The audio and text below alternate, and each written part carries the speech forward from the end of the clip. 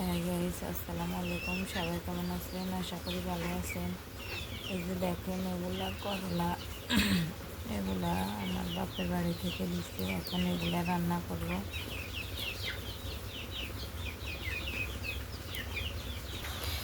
এই যে মাটির চুলায় রান্না করতেছি। এখন এখানে সবগুলা উপকরণ দিয়ে দিছি।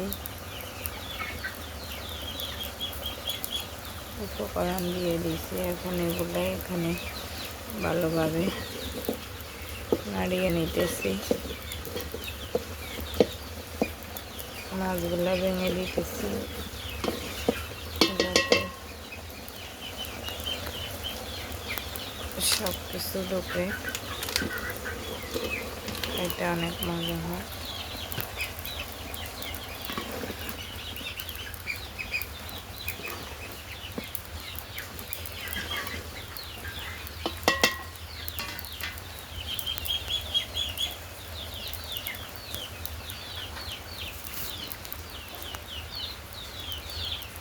এখন আমি ঢাকনাটা দিয়ে দিচ্ছি। বৃষ্টিতে ডুবে দেখেন আমার মুরগিগুলোর অবস্থা।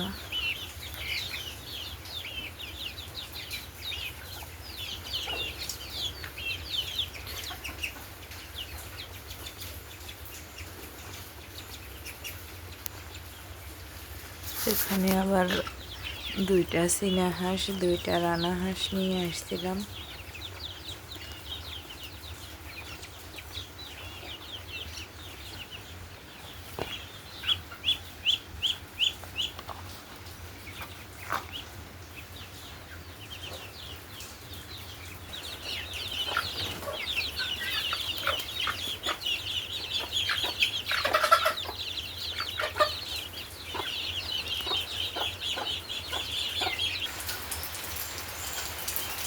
বৃষ্টির দিন দেখেন আমার গাছের মরিচগুলো ফেঁকে গেছে।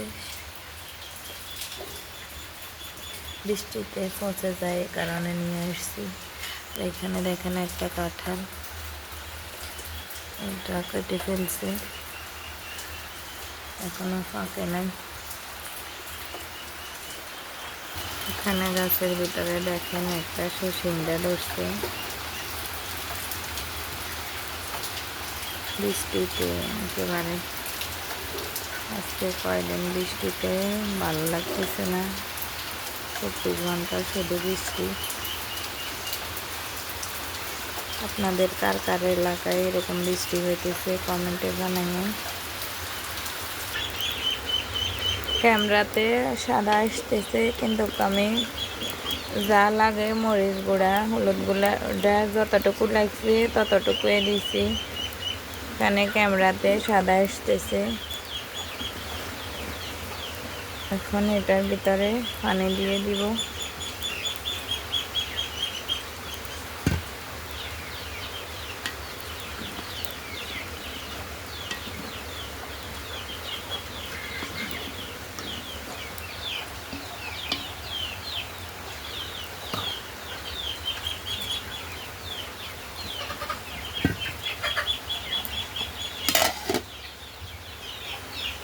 এই যে এগুলো আমার আনারস গাছগুলা ছাদের উপরে ছিল।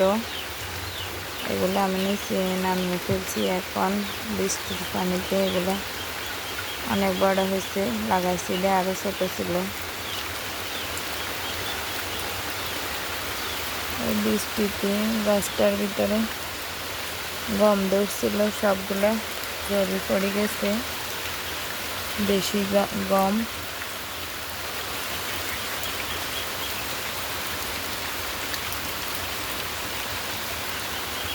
মশারটা কাটার পরে বৃষ্টি কলাগুলো দেখতেছেন আস্তে আস্তে বড় হইতেছে। বৃষ্টির পানি কিভাবে পড়তেছে, একদম বন্ধ হচ্ছে না বৃষ্টি। এখানে বালতিতে আমি ভাতের মাঠ নিয়ে নিছি। এখন আমি মুরগির জন্য, হাঁসের জন্য ওদের খাবার রেডি করব। এই যে দেখেন, এখানে আমি বাজার থেকে যে ভুসিগুলা পাওয়া যায় এই ভুসিগুলা দিয়ে দিছি, সাথে ফিড দিছি।